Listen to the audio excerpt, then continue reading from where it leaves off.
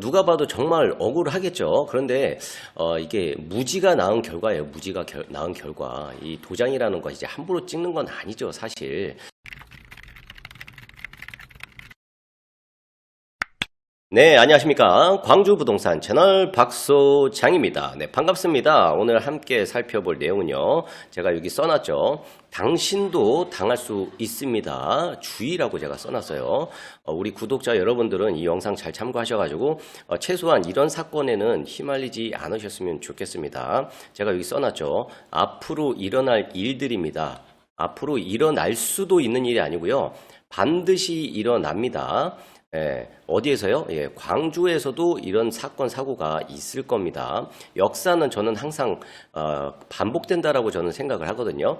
예전에 이제 부동산 불황, 특히 금융사들이 자빠지고 막 이런 시절이 있었죠. 그때 당시에도 이런 일들이 많았어요. 미분양이 늘어나는 시장, 이런 일들 각별히 분명히 일어나니까 조심해야 된다. 앞으로 일어날 일입니다. 뭐냐면요, 여기 어떤 여성분이 머리가 굉장히 아프신가 봐요. 왜 아픈지 한번 보도록 하겠습니다. 사건의 전말의 시작은 이 팻말 하나였습니다. 계약금 5% 입주 가능. 계약금 5%만 있으면 입주가 가능하다고? 궁금한 겁니다. 그래서 이 팻말을 하나를 보고 이렇게 모델하우스를 갑니다. 소개를 받아가지고 계약금 5% 갔는데 이분이 이제 구축에 20년째 거주 중인 A씨입니다. A씨. 20년 동안 한 집에서 살았고 또 이제 집도 낡았고 하니까 새 집을 보면 얼마나 좋겠어요. 그런데 딱 모델하우스 갔는데 우와, 꽂힌 거예요. 야, 세상에 요즘 집이 이렇게 지어진다고? 이건 뭐 이미지 사진이니까 참고만 하세요. 너무 좋은 거예요. 이 모델하우스 집을 보는 순간 이 마음속에는 와, 살고 싶다, 이런 마음이 당연히 들겠죠. 어쩔 수 없죠. 그러고 있는데 저 멀리에서 굉장히 젠틀하고 잘생기고 말쓱한 분양사가 걸어옵니다. 뚜벅뚜벅. 그러면서 상담을 해요. 진짜 계약금 5%만 내면 들어갈 수 있어요? 뭐 이러는 거죠. 그래서 분양사가 이렇습니다. 네, 계약금 5%만 되고요. 나머지 전부 다 대출 받을 수 있어요. 그래서 나머지 대출 받아가지고 들어가시면 됩니다. 뭐 이렇게 얘기를 해요. 그래서 A씨가 이 말을 듣고 한번 생각을 해봅니다. 내가 신용이 그렇게 좋지 않은데 한도가 이렇게 나올까? 그래서 이제 물어봐요. 제가 그렇게 대출이 많이 안 나올 텐데요. 이렇게 물어보니까 분양사가 또 얘기를 합니다. 수분양자 그리고 시공사가 연대 보증을 대신해서 서주면 은행에서는 대출이 나옵니다. 이래요. 그리고 쐐기를 박는 한마디를 합니다. 신용 불량자만 아니면 대출이 다 나옵니다. 이렇게 얘기하는 거예요. 그래서 분양사의 말을 믿고 계약서에 도장을 꽝꽝 찍었다. 이 A씨가 찍은 겁니다. 그래서 계약서를 들고 이제 은행을 갔겠죠. 그래서 은행에서 갔는데 은행 직원이 한마디 합니다. 예, 대출 안 됩니다. 이러는 거예요. 그래서 A씨가 얼마나 황당하겠습니까? 그래서 다시 모델하우스 간 겁니다. 왜 거짓말 하세요? 계약금 돌려주세요. 이렇게 해서 버럭 이런 거예요. 버럭. 그런데 적반하장도 유분수다. 아까 봤던 그 젠틀한 분양사는 온데간데 없고 인상을 팍팍 쓰면서 얘기하는 거죠.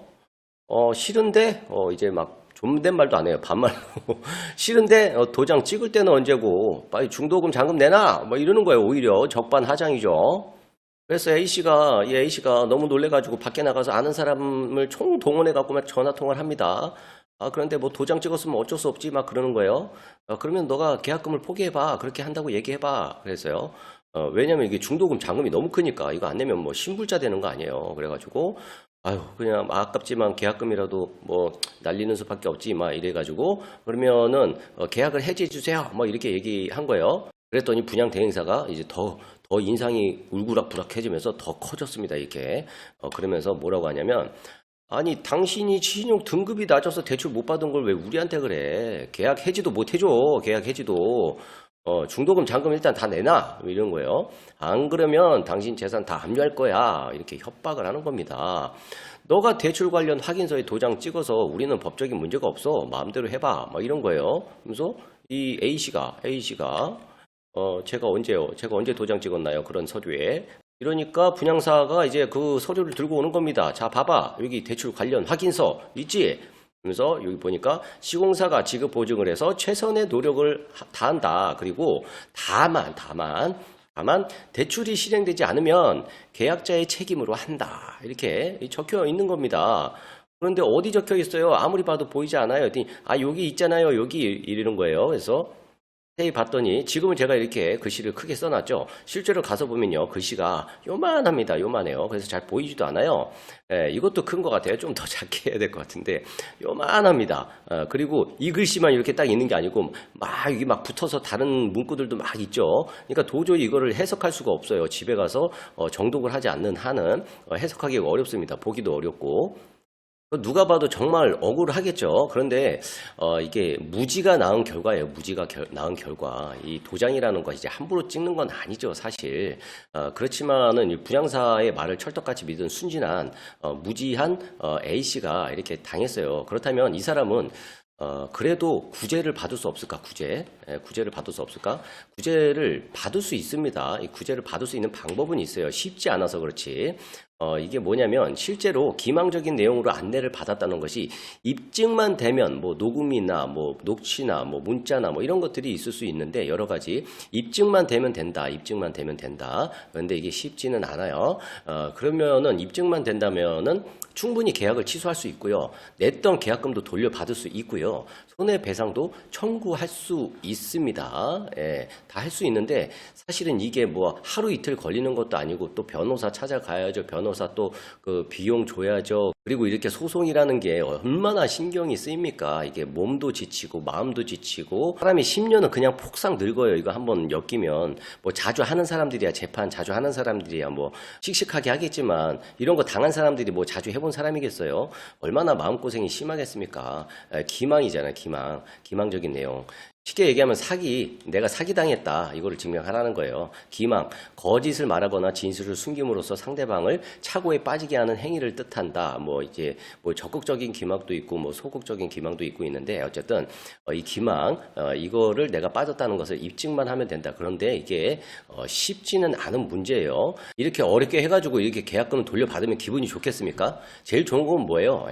애초부터 이런 사건에 휘말리면 안 되겠죠. 그래서 오늘의 교훈, 세상에 공짜는 없다. 선택은 언제나 스스로 하는 것이고요. 책임도 역시 자신이 져야 하는 겁니다. 그리고 오늘의 교훈 투자는 항상 위험이 존재한다. 그러므로 안전한 것은 항상 비싸다. 무슨 말인지 이해하시나요? 예. 이 투자라는 거는 항상 리스크가 존재해요. 항상 안전한 거를 찾다 보면 그 시장에 그 안전한 물건은 당연히 가격이 좀 비싸겠죠.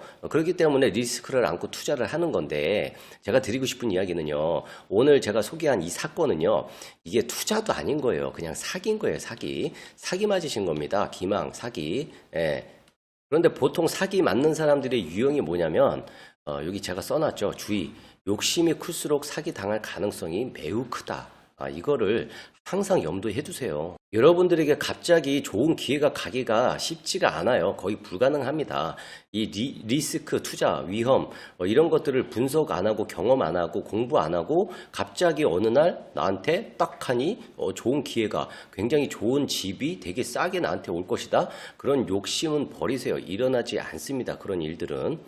제발 저희 구독자 여러분들은 이런 사건 사고에 안 휘말렸으면 좋겠습니다. 오늘 영상 꼭 유념하세요. 뭐 이런 비슷한 사례들 종종 일어날 텐데요. 제가 있을 때마다 영상 올려드릴 테니까 참고하시길 바라겠습니다. 오늘 자료는 여기까지 준비했습니다. 저는 이만 여기서 물러나 보도록 하겠습니다. 지금까지 광주 부동산 채널의 박소장이었습니다.